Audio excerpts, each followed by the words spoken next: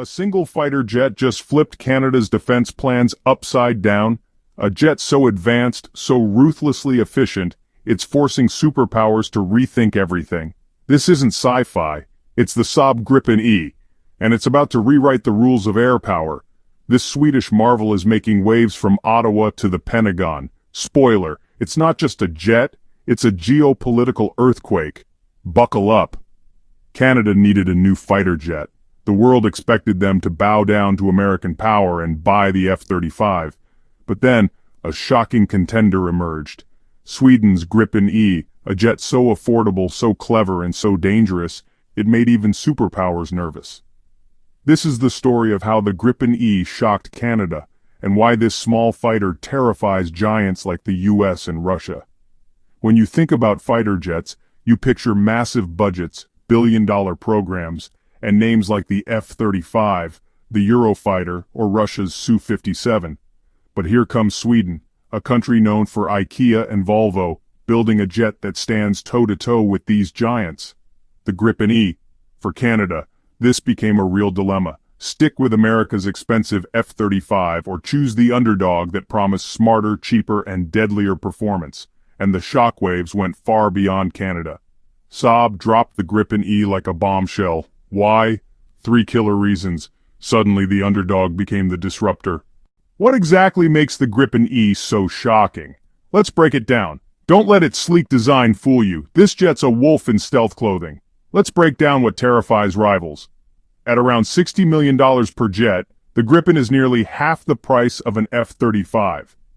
Even more impressive, its operating cost is about $5,000, $7,000 per hour, compared to the F-35's $35,000. Gripen doesn't need massive air bases. It can take off from a straight stretch of road, refuel and rearm in 10 minutes and return to the skies. Unlike the F-35, Gripen can integrate weapons from any supplier, American, European, or even local Canadian tech. The Arexis EW system is one of the most advanced in the world. Instead of just hiding with stealth, Gripen can actively jam and blind enemy radars, turning the hunter into the hunted. In war, time is life. Gripen can be serviced by small teams, making it resilient even in harsh, remote Canadian conditions. This isn't just a fighter jet, it's a survival machine. In war games, it's slaughtered F-16s and Rafales, NATO's sweating bullets. Why do world powers fear this jet? Simple. It democratizes air supremacy. Suddenly, smaller nations like Brazil or the Czech Republic own jets that can outsmart the best. For the US and Russia, that's a nightmare. When Canada evaluated new jets, many experts believed Gripen E was the most logical choice. It fit Canada's Arctic needs, was cheaper to maintain, and would allow Canada to control its own technology. The shock? Even though Canada ultimately leaned toward the F-35 under political pressure, the Gripen's performance stunned analysts. Many openly said Gripen would have been the smarter buy, and that's where the humiliation lies. The so-called toy jet outshone the world's most expensive fighter in cold, hard calculations. It wasn't just Canada. Gripen E has been considered by Brazil, Finland, Switzerland, and India. Even where it didn't win, it forced competitors to slash prices and rethink strategies. Every time Gripen enters the competition, the giants get nervous, and that says everything. The Gripen E shocked Canada, and in doing so, it shocked the world. It showed that true power isn't about how much money you spend. It's about how cleverly you design, how efficiently you fight, and how long you can stay in the sky. For superpowers, that's terrifying, because the Gripen proves that brains can defeat brute force. The Gripen E is not a very low observable aircraft like the F-35 or the F-22. Instead, the Gripen E employs a more balanced approach. When it comes to the stark reality of defense procurement, numbers matter. And the numbers for the Gripen E tell a compelling story. The flyaway cost of a single Gripen E is estimated to be around $85 million. While this is not cheap by any standard, it stands in sharp contrast to its main competitors. The F-35A, the most common variant, has a unit cost that hovers around $110 million. The Eurofighter Typhoon often exceeds the $100 million mark depending on configuration. The Dassault Rafale similarly often exceeds the $100 million mark. But the purchase price is only the tip of the iceberg. The real killer for any modern fighter program is the cost per flight hour. This figure encompasses fuel, spare parts, maintenance personnel, depot-level repairs, and all the other expenses required to keep a jet in the air. Here the Gripen E's advantage becomes even more pronounced.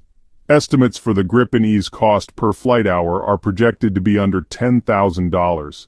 Some reports have even placed the older Gripen C and D's costs as low as $4,700 per hour. Compare that to the F-35, which the Pentagon is still struggling to get below $36,000 per hour.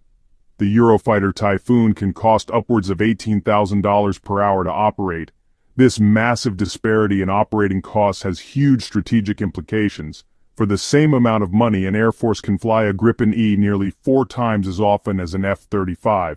This means more training for pilots, leading to higher proficiency and readiness. It means a greater ability to generate sorties in a conflict, putting more aircraft in the air when they are needed most. It also means the fleet can be sustained over a long campaign without breaking the national treasury. Sweden's Gripen E has re-entered the spotlight, bringing with it a shocking twist that could change Canada's defense future forever. Sweden offered Canada something unique, the Gripen E. This jet wasn't built for massive air bases or sunny skies. It was built for survival, on icy highways in remote forests, and under constant pressure from powerful neighbors. Sound familiar? That's exactly Canada's challenge in the Arctic. The Gripen E can operate from 500-meter highways, not just runways, be refueled and rearmed in 10 minutes by a small crew, handle extreme cold and limited infrastructure. In short, it's the fighter jet version of a survivalist, perfect for Canada's vast northern frontiers. This isn't luck, it's genius timing. NATO's expansion and Russia's Arctic moves have Canada rethinking defense. Saab's offer? No U.S. tech restrictions. Sweden's new NATO membership makes this a friendly bid. Saab's pitching this as the safe choice amid global tensions. At its core is the General Electric F414G engine, producing 22,000 pounds of thrust. This gives the Gripen E the ability to supercruise, fly supersonic without afterburners, saving fuel while covering vast distances. In Canada's Arctic, where distances between bases are enormous, this efficiency could mean the difference between intercepting an intruder or missing the chance entirely. Here's where Sweden plays its boldest card: cost and independence. Gripen E costs about half to operate compared to the F-35. Canada wouldn't be dependent on U.S. maintenance and software control. And Saab even offered local production and technology transfer, meaning Canadian jobs and know-how stay at home. For a country that values sovereignty, this was a huge selling point. But here's the shocking twist. Gripen E's return to Canada's race isn't just about planes, it's about geopolitics.